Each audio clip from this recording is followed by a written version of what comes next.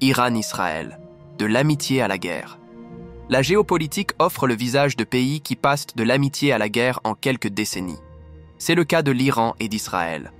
Pour bien illustrer la complexité de cette relation, ce rappel d'un épisode oublié. En plein cœur de la Seconde Guerre mondiale, en 1942-43, des Polonais, notamment juifs, parviennent à trouver refuge en Union soviétique et Staline les laisse passer en Iran, où le Shah les accueille. Parmi eux, quelques centaines d'enfants orphelins juifs arrivent par train. Aussitôt, la communauté juive de Téhéran se mobilise. C'est l'une des plus anciennes communautés du bassin méditerranéen. L'Ancien Testament, dans la Bible, évoque déjà la captivité de Babylone imposée par les rois perses, et l'islamisation du pays avait laissé ce groupe encore très présent. Le Shah Reza Pahlavi a amélioré leur statut, et Mohammad Reza Shah, son fils et héritier qui monte sur le trône en 1941, continue cette politique. Les nouveaux venus vont, pour beaucoup d'entre eux, partir, notamment les enfants, que l'on va désormais appeler les enfants de Téhéran, passés en 1943 avec l'agence juive en Palestine sous mandat britannique.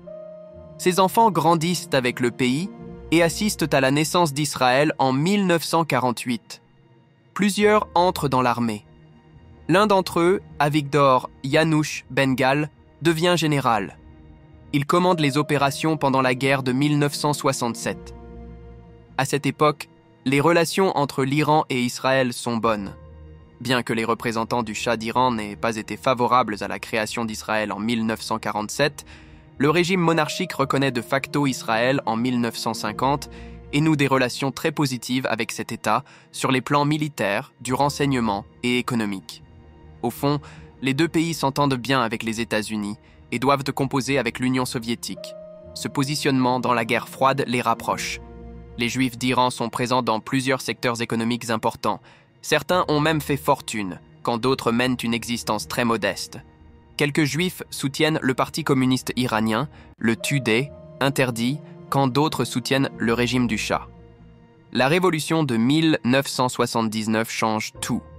Le nouveau régime de l'ayatollah Khomeini prétend mener une révolution islamique. Et sa théologie ambitionne de s'appliquer à tout l'islam, chiite comme sunnite. Khomeini définit un adversaire absolu, les Juifs. Israël, comme les États-Unis, est présenté comme l'ennemi de l'islam. Du jour au lendemain, la communauté juive d'Iran se vide. Seules quelques centaines de personnes restent dans le pays avec une minuscule représentation politique et elles doivent subir vexation et spoliation.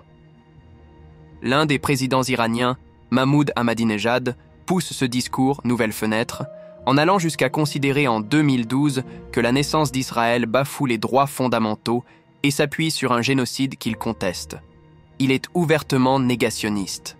Cette vision, qui établit une confusion entre Juifs et Israël, est colportée par le régime iranien pour galvaniser la population contre un ennemi absolu.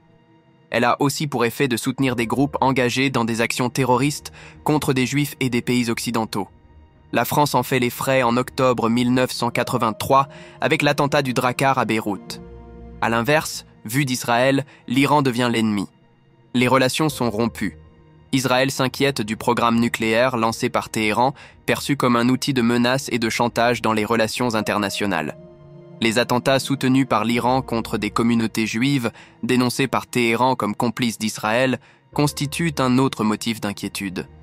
Enfin, le soutien et le développement par l'Iran de groupes militaires au Liban et en Palestine représentent un troisième motif d'affrontement. On en est là aujourd'hui. L'arme nucléaire iranienne et la menace de voir ce pays devenir un arbitre régional expliquent la volonté israélienne de l'arrêter. Et ce d'autant plus qu'Israël espère voir chuter ce régime totalitaire. Les bombardements et les ripostes illustrent que le conflit, de larvé, est devenu ouvert.